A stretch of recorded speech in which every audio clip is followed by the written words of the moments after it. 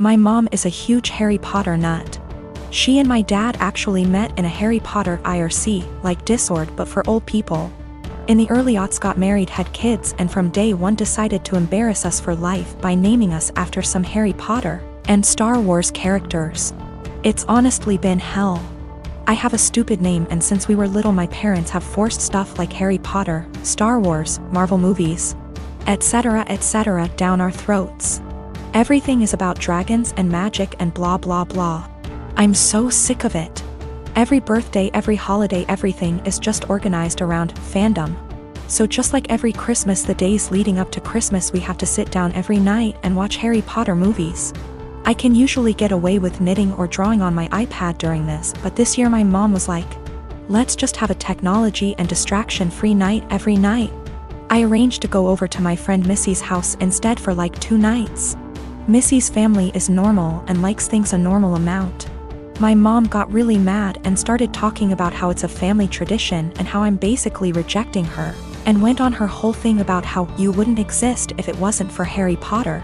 I finally had it and just yelled, I don't like Harry Potter.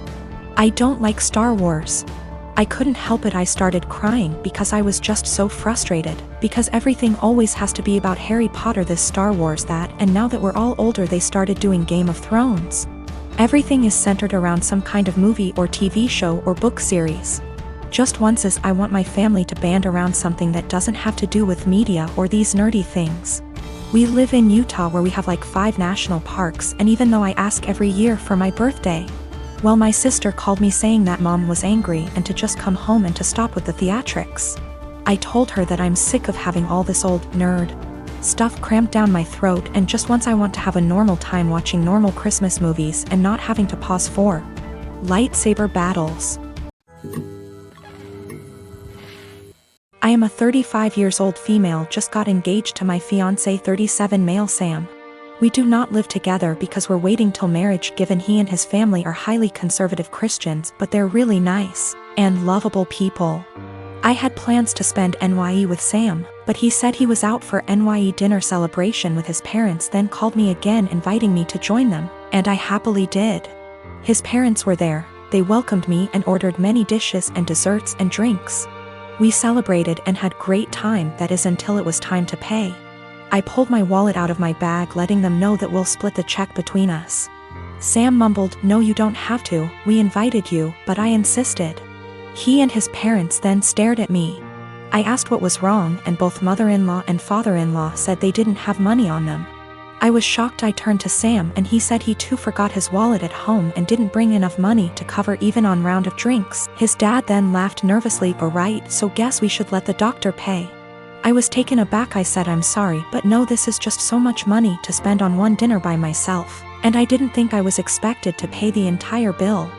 Sam said I should pay and he'd pay me back later, but I said no, since I know he will have to get a job to pay that much money. I said I'm sorry, but this isn't the first time I've been put in this situation by him and family, where I'm expected to rescue them after they somehow forgot their wallets and expect bothers to pay hundreds for their extravagant dinner. I told them I'll only pay for what I had and that's it. He and his parents were shocked. They started arguing about how I have the potential to pay right there and then, but I was acting as if they were strangers, not family. But that doesn't mean I'm obligated to pay. How could someone go out to a fancy restaurant, order so many dishes, desserts and drinks without bringing money? Sam begged that I just do it and call it a night, but I refused. The argument got heated, then I got up and walked out. Sam called later at 2 a.m. basically yelling that I ruined NYE celebration and made his parents suffer, because I refused to pay the entire bill. AMD instead acted selfishly and paid only for myself, after they were gracious enough to invite me. I told him how unfair it was for me to pay. Even if I have a good salary doesn't mean I want to spend it all on fancy dinner. He didn't reply, he just said he'll pray that my parents will let this go, and not resent me after I basically damaged the relationship with them. I felt awful thinking I should have covered the bill instead of leaving. Recently, my cousin and cousin-in-law have been thinking about relocating to our state because of recent job opportunities, and we've hosted them in the past when they visited. The first time they stayed with us, before my son was born. My nephew seemed to develop a strong attachment to my wife and always wanted to be near her. He drew a picture of a heart and picked some flowers from our yard and gave them to her before they left, saying he loved her. My wife thought this was sweet and gently handled his crush by telling him she would always love him as his aunt. But she was sure he would find another girl to fill his heart soon. He told her no, she was his girlfriend. This weekend, they were staying with us again, and my nephew again wanted to be near my wife every chance he got. His mom and dad noticed and told him that because my wife now had to care for our son, she couldn't pay attention to him as much as before. He got upset telling us that she was his girlfriend and had a meltdown, which caused my son to start crying. When my wife got up to take our son to another room to calm him down, my nephew got up to follow and his dad had to forcibly restrain him from following them. I stood up to block the hallway into the separate room just in case he got away from his dad. Once they calmed him down, they apologized for his behavior and said they would keep better tabs on him. Here's the part where I may be the asshole. I told my cousins I didn't feel comfortable with my nephew being so possessive of my wife, and I know for sure she didn't. Especially since he seemed to be so jealous of our son. I told them I couldn't allow their son in our home until he learned to control himself and understand that my wife was not his girlfriend. I apologized but asked them to get a hotel room for the rest of their stay and not to visit us again unless they left my nephew behind with people they could trust and knew would care for him, while they searched for jobs in our state. They didn't say anything but looked saddened and went to the guest room with their son to pack up their bags. I guess they must have told my extended family what happened because my paternal grandmother called me this afternoon, telling me that I should have been more understanding and that I was wrong to ask them to leave. Am I the asshole? Technically, my cousin is my second cousin. My dad is an only child, so the cousin I refer to in my post is the son of my own dad's first cousin. My paternal grandmother and his paternal grandfather were siblings. I'm not sure if this is correct, but his autistic son would technically be my third cousin. The reason I refer to him as my nephew is because he's the generation after mine in our family tree, and it's less of a mouthful to refer to him as cousin X removed. A lot of people have posted that it's not correct to refer to him as my nephew, but to be frank, I don't care. And my family's never followed this traditional genealogy nomenclature. Without being specific, in the western state I was born and grew up in, it's not uncommon to refer to even close, unrelated adults as uncles or aunts. I call him my nephew because my cousin and I were close, and I still hope to have a close relationship with him if at all possible. Though I don't know how after this situation. Some have asked if I was jealous of my nephew calling my wife his GF. The first time, I thought it was amusing and was surprised that he had any romantic notions towards anyone, let alone my wife. Remember, in my mind he's my nephew and I never thought of him as anything other than a large kid because of his developmental delays and normal, for him, childlike behavior. Regarding the situation that happened this weekend, I was only concerned for my wife and son's safety. I didn't know how he would react and followed my cousin's lead, but wasn't about to let him get near my wife and son once they left the room. I don't know what was said to my paternal grandmother, but I don't want to react in anger and want to talk to my cousin once we've both had time to process what happened and calmed down. I have been married with my husband for 3 years and Haven been dating for a little over 5. My husband has this friend Mary. They've known each other since they were in high school, and she's considered one of the boys, if you may.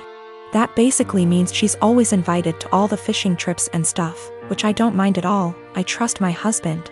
Well, my problems with Mary started when she first found out I'm half Romanian. It started kinda innocently, with her asking me to say certain words, teach her some insults, etc., which didn't necessarily bother me.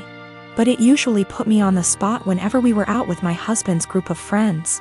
It only escalated to her Googling stuff about Romania and asking me, are you a vampire? Do you bite your husband by the neck? To, are you a gypsy?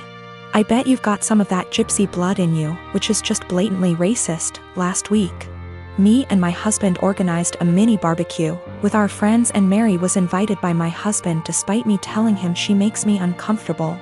He said he had talked to her about her remarks and she's been understanding, so it's unlikely she'll say something this time. It was midnight and there were about 4 of us left, and I accidentally spilled some red wine on Mary's jeans when I tripped over a carpet. All hell broke loose. Mary started saying that I'm a witch and I'm trying to ruin her life, and this whole thing is part of my ritual and I'm just a Immigrant gypsy trying to ruin my husband's life, and I've poisoned my husband against her. I started crying and profusely apologizing. When she wouldn't drop it, I kicked her out and banned her from ever coming to my house again. My husband insists that Mary was just drunk and talking nonsense and he would talk to her. He also told me I'm way too sensitive about my heritage and I'm an a-hole for banning her. Mary has since given me a half-hearted apology, but I'm still not okay with her. I guess this is the update some of you wanted. Sorry, I'm still a mess and ick how coherent I am. We've talked. He admitted to being in and out of an affair with Mary in the first 2 weeks of our relationship and she wanted to win him back, I guess. I called my mom to come help me pack some stuff and him out. That's it. Mary can have him. I've been gaslit for years and it took a Reddit post to realize. Oh, the irony. Thank you, Reddit. A lot of people seemed suspicious of Mary and my husband's friendship / relationship etc. and have asked if I ever suspected anything. No, I didn't.